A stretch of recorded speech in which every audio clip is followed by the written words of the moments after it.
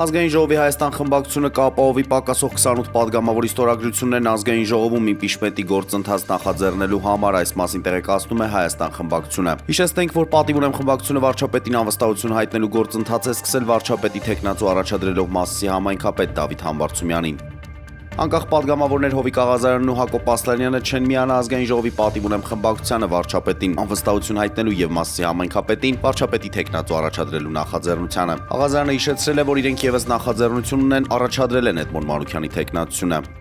Հայաստանի Հանրապետության արտաքին գործերի նախարար Արարատ Միրզոյանն իր միկրոբլոգում գրել է. «Ուրախ էի հանդիպել Ֆրանսիայի արտգործնախարար իմ լավ բարեկամ Ժան-Նոել Բարոյին այս անգամ Նիսում օվկիանոսի հարցերով ՄԱԿ երրորդ համաժողովի շրջանակներում։ Բազմակողմ հարթակներում մեր ակտիվ ներգրավվածությունը շարունակաբար լրացնում է մեր օրակարգը եւ առանցքային է առաջնահերթությունների կյանքի կոչման հարցում հաջողության հասնելու համար», նշել է նա։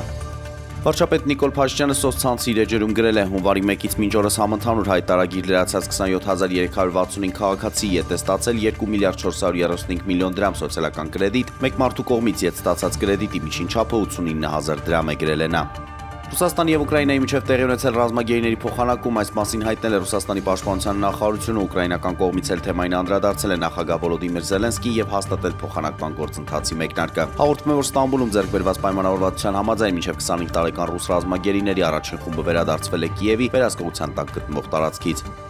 Շնայած 2 օր առաջ Պլզենում Չեխիայից գրած պարտությանը Չեռնոգորիայի ազգային հավաքականի ֆուտբոլիստները մեծ ոգևորությամբ պատրաստվում են այսօր Նիկշիշում Հայաստանի հավաքականի դեմ ընկերական խաղին։ Այս խաղը հատուկ նշանակություն ունի թիմի ավագ Ստեֆան Յովետիչի համար։ Յովետիչն այսօրվա խաղում կանցկացնի 87-րդ հանդիպումն ազգային հավաքականի կազմում գերազանցելով Ֆատոս Բեչիրիայի ռեկորդը եւ դառնալով Չեռնոգորիայի բոլոր ժամանակների ամենաշատ հանդիպումներ անցկացրած ֆուտբոլիստներից մեկը։